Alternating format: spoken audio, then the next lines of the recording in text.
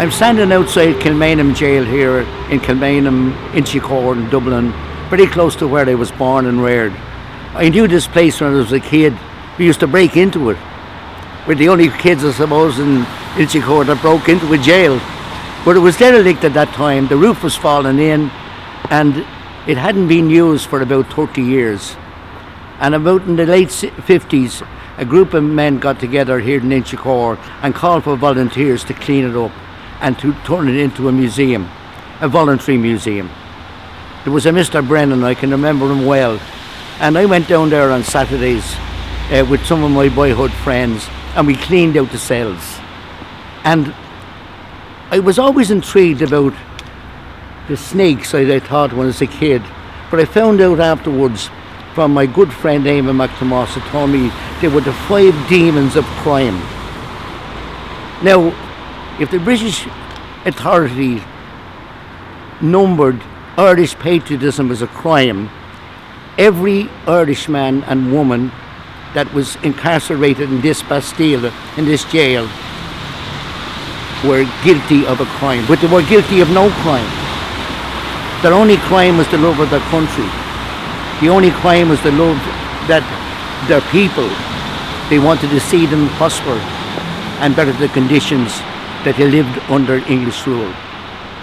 All of the men and women who were incarcerated here, who were imprisoned, going back to the 1798, the jail actually was opened in 1796. One of the first people to go into it were the men and women of the Great Rebellion of 1798. Henry Joy McCracken, the Shears brothers, Keeling, Thomas Addis Emmet were all indeed imprisoned in this jail. It's hard to believe that so many great men could be accused of crimes and imprisoned indeed for the love of their country. But it didn't stop there. Indeed, in the 1840s, the great man of peace, Stan O'Connell, he was incarcerated here, and what's more, he was threatened with murder of his over 1,200,000 people he was going to assemble in Clontarf in Dublin. The poor man was taken, imprisoned, his health was broken, and he died a broken man in Rome. Dan O'Connell's treatment was horrific, and for a man who abhorred violence, he was threatened with the violence of the British, the terror of the British Army and Navy that were assembled in Dublin Bay, and told that if he assembled his people here in this city, the shots would be fired and the blood would be on his hands. And of course, Dan, he abhorred violence and he cancelled the meeting.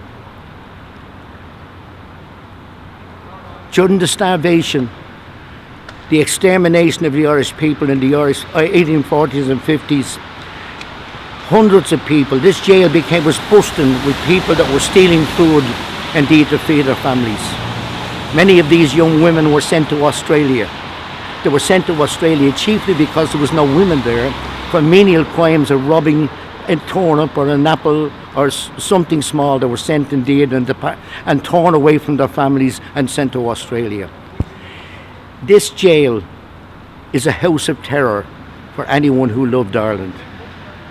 The men who tried to change indeed the system of government in the 1840s and 50s, the Young Ireland movement, Thomas Francis Maher, he was imprisoned here. Taylor Spelling McManus, he was imprisoned here. All of those men, William Smith O'Brien, he was imprisoned here. And then we had the great Fenian men who 20 years after, indeed in America, tried to bring some sanity to the ruling of this country that had seen over 1 million people leave Ireland every 10 years from 1850 to 1920. We're the only nation in Europe that lost population in the 19th century. And sadly, this country was controlled by a country that was considered the wealthiest and the wealthiest nation on the face of the earth, the British Empire. When I stand here in Kilmainham Jail, I think of all the unknown names. We remember the names of the men and women of the Easter Rebellion who were executed here. Padraig Pearse, Thomas MacDonagh, Joseph Plunkett, Eamon Ken, Tom Clark, Sean McDermott and James Connolly, who all perished in this country, in this jail, who were all murdered. The crowd of people that stood outside here and knelt as James Connolly was being executed. We remember all them here today, but also we should be mindful of all those names that we'll never know. The names of the young girls who were imprisoned here, of the young boys who were taken off the streets indeed for stealing an apple and imprisoned here. We should remember them.